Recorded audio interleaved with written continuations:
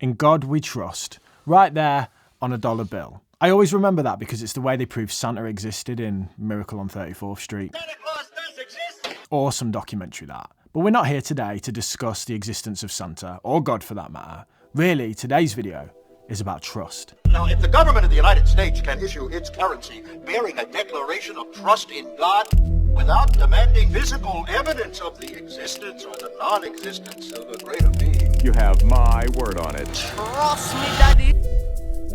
There's this narrative about the dollar that goes a little something like I this. think the safe assumption for an investor is that over the next 100 years, the currency is going to zero. The early stages of the death of the dollar.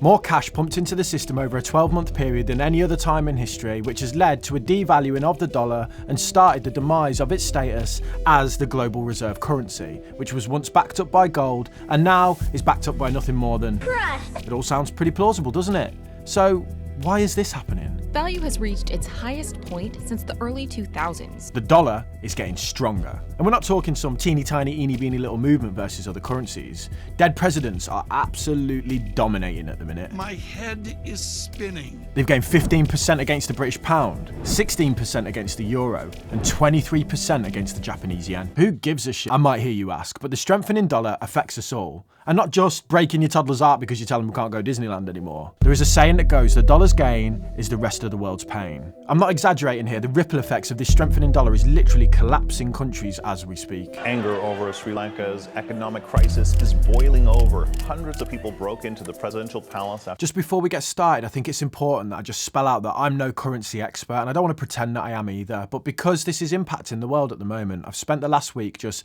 researching all the causes and ramifications so I can sit here and present that information to you. All my sources are linked below if you want further reading and to see where I got this information from. As well as that, the original inspiration for this video came from the Daily Upside, which just so happens to be today's video sponsor. Daily Upside is a completely free daily newsletter sent straight to your inbox and it covers all the biggest news stories in finance. You know I love the Daily Upside. Not only is it a good source for inspiration for these videos, like this article here which discusses all the Americans moving to Europe due to the strength of the dollar. I wish you could see how he sat. It's like I'm in a chair here and he's sat on my lap, so he's like this hanging onto the desk. Oh, there you go, he's standing up for you. So he's like sat at the desk as well.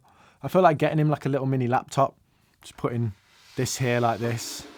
Like, ooh, Mr. Cobweb, so professional. What we really like about the Daily Upside is it's just so easy to read. It takes like 5 minutes to read the whole email and that gets you up to speed with all the finance news of the day. And as well as that, even though it's written by finance professionals with a real background in finance, it's not heavy, it's easy to understand. Anyone who watches my videos can read this email and take loads away from it without feeling intimidated or overwhelmed by jargon. So check out the link in the description to sign up to the Daily Upside. I'll also pin one for you in the top comments. It's completely free to sign up, like I said. All you need is an email. And if you don't like it, you can always unsubscribe if you want to. Thank you so much, Daily Upside, for sponsoring the video. And thank you, as always, Cobweb, Mr. Professional. Currencies, like anything, are affected by supply and demand. More demand for a currency and its price relative to others goes up. Too much supply of a currency and its value decreases. Like the hyperinflation we saw in Germany. In an attempt to pay off debts from World War I, they printed currency at a mad rate, destroying the value of that currency in the process. So we know supply and demand affects currencies, and this is why people argue that an increase in the supply of dollars would lead to the dollar weakening. And while inflation is eroding the purchasing power of dollars, and all currencies for that matter, to see the dollar strengthen against other major currencies after they just dumped trillions of them into the system may surprise some people. Wow. To understand why this is the case, it almost helps to think about dollars in two different ways, to almost pretend there are two types of dollars. There is the domestic dollar, the local currency of the United States in the pockets and bank accounts of average Americans. Dollar? A dollar? This type of dollar, this domestic dollar, behaves like any other currency in the world and is linked to the economic outlook of America. Then you have international dollars. These are essential for international trade. Stored in central banks as reserve currencies, used to trade oil and pay back debt. Those are IOUs. And also used to buy American bonds, which is seen as safe haven investments for many countries around the world. Because of the dollar's position as the global reserve currency and the coin of choice for trade between countries, demand comes from both domestic activity of the average American as well as from the international community. This creates demand for the dollar. A dollar? For this reason, the dollar is often seen as a safe haven currency, and in times of uncertainty, people flood to the dollar in the same way people might purchase gold when they're unsure about the stock market. There's this bloke called Stephen Jen who came up with this thing called the dollar smile theory, which I think demonstrates what I'm talking about here pretty well. So when the USA is doing well, the dollar strengthens. But also, when the global economy, including America, are doing poorly, the dollar also strengthens as people flood into it as a safe asset. Current factors that are pushing people into the dollar include the energy crisis in Europe due to the Russian and Ukraine war. America's a lot more self-sufficient, so isn't impacted by this energy crisis in Europe as much. This strength in the American economy is allowing the Fed to raise interest rates at a quicker rate in America in order to combat inflation. These higher interest rates in America mean the returns on offer on things like government bonds are more attractive to outside investors who are looking for a place to park their cash. Since investors are worried about the global economy, many are hesitant to pursue risky assets. Money's flooding out of crypto in the stock market and looking for a home, and regardless of the economic outlook for a country like America, people still see the dollar as the safest place to park your cash. There's a saying that goes, the dollar is the cleanest shirt in the basket. In other words, the outlook everywhere is bad, it's just a little less bad in America. They are the cleanest shirt. I think a better way of kind of highlighting this point is using a recent paper that I was reading on relative attractiveness. It's called Facial Attractiveness Choices Predicted by Divisive Normalization by Nicholas Furl. In other words, do people appear more or less attractive depending on who they're stood next to? Look, don't judge me. I got a wonky lip and a strong neck vein, and I'm just trying to figure out if I need to downgrade some of my mates, because, to put it frank, some of them are aging like fine wines. My mate Tamaine is glowing up at an alarming rate at the minute, and it's got me panicking.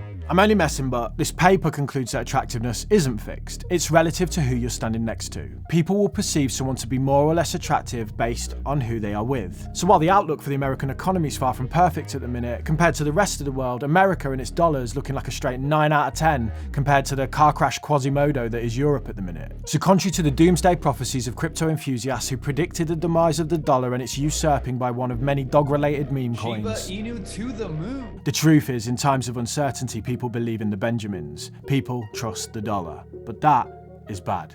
While a strong dollar helps America by making imports cheaper and gives them nice cheap holidays in the rest of the world, the strengthening of the currency, like many things in life, is a double-edged sword. First of all, the most obvious thing is that businesses in America really are global businesses. Companies like IBM, Apple, Microsoft, Netflix and Johnson & Johnson sell products all over the world and thus collect foreign currencies, which are now weaker against the dollar, affecting their profitability. Really, this is something these companies deal with all the time. It's just part of being a global brand. They're just feeling it more now than ever because the dollar has strengthened so much. On the flip side, if you invest in American businesses, you'll be doing well on the FX effect. I would say a more concerning issue is occurring in countries that have debts that need to be paid back in dollars. Sri Lanka's economy has collapsed, in part due to the lack of foreign currency, aka dollars, which they use to pay for vital imports. People are waiting in line days just to fill up their cars with fuel. Because of wider global trends. It's kind of wild, isn't it, that the strength of a piece of paper that's backed up by essentially nothing can bring a country of 22 million people to its knees. But the destructive power of the dollar doesn't stop there. As the dollar strengthens, imports for manufacturing in countries become more expensive, as many of these imports are purchased in dollars. This slows down manufacturing and further threatens to harm economies. Germany's manufacturing has contracted for the first time in 2 years due to energy shortages and rising costs. I hope this points out that on a global stage, really we can't afford for the dollar just to keep raging on. The Financial Times has described it as disastrous for many economies in the world, and Yahoo Finance said that it's wreaking havoc and it's only just started. So where do we go from here? It doesn't matter what Greg Secker says or how many forex trading, course shifting, I got a stack of fake cash and I get into a swimming pool fully clothed bros you listen to. And I'm about to create so many millionaires this year through my course and my forex signals. Predicting the movements of global currencies is about as hard as it can get, and I'm not going to sit here and insult you by pretending that I know what's going to happen next. Now, there are concerns for something called a dollar doom loop. As a strong dollar leads to lower global manufacturing, like we discussed in Germany, the outlook for global economies worsen, and thus more money floods towards the dollar for a safe haven, making the problem worse and the cycle repeats. In order for that not to happen, we need something to break that cycle, a sort of circuit breaker, if you will. If what got us here is the raising of interest rates by the Fed and a poor global outlook as a result of COVID and the conflict in Europe, it makes sense that as long as those factors persist, so will this issue. A miraculous ceasefire in Ukraine or even renegotiations to allow supplies to flow freely may reduce pressure on Europe, but really that seems unlikely at the minute. Or maybe America's recession worsens, meaning the Fed has to cut interest interest rates, thus clipping the driving force behind the dollar. For this to stop, we need the demand for dollars and the safe investments that they represent to come to an end. But let's face it, many investors are sick of standing next to the latest hot investment that's done nothing but make them look bad recently and cost them loads of money. So maybe, for now at least, investors are finding it far more appealing to head to this post-pandemic sesh den of an after party that we've got with the dollar, because while they might not be as sexy, they can trust them for a good time.